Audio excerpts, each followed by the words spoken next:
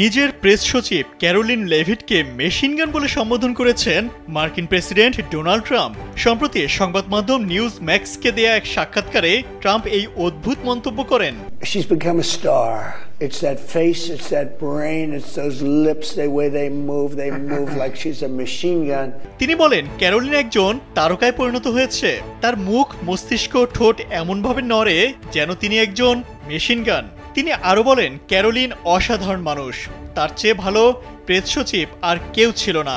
27 বছর বয়সী ক্যারোলিন ট্রাম্পের পঞ্চম প্রেস সচিব। দ্বিতীয়বার প্রেসিডেন্ট হওয়ার পর তিনি ক্যারোলিনকে এই দায়িত্ব দিয়েছেন।